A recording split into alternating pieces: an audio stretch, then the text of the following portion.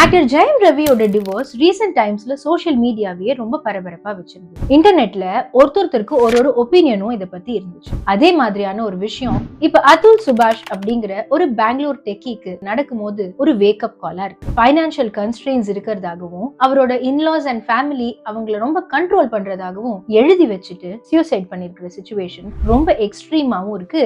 நம்மள யோசிக்கவும் வைக்குது. ஒரு டிவோர்ஸ் ஆன கப்பிளுக்கு இந்த சொசைட்டி சேஃப்டி, செக்யூரிட்டி, ஃபைனான்சியலாவும் எமோஷனலாகவும் கொடுக்குற விஷயம் நல்ல விஷயமா இருந்தாலும் அந்த மேனை அப்படியே இக்னோர் பண்ற மாதிரியான ஒரு சிச்சுவேஷன் இருக்கிறதா ஃபீல் பண்றேன். ஒரு சைக்காலஜிஸ்டா என்னோட அட்வைஸ், ஒரு கப்பிளுக்கு டிவோர்ஸ் ஆச்சுன்னா யார் தப்பு அப்படிங்கறத பத்தி யோசிக்காம அந்த சப்போர்ட் சிஸ்டம் நீங்க கொடுக்கறதுக்கான முயற்சியில ஈடுபடுங்க. டிவோர்ஸ் ஆன நிறைய பேர் என்கிட்ட வந்து சொல்றது, என்னால அழவே முடியல, நான் ஆல்கஹால் ட்ரை பண்றேன், ட்ரக்ஸ் ட்ரை பண்றேன், நிறைய வேலையை இழுத்து போட்டு செய்யறேன், ஆனா என்னால கான்சென்ட்ரேட் பண்ண முடியலங்கிறது தான். இதெல்லாம் அக்செப்ட் பண்ணிக்கிற நம்மளால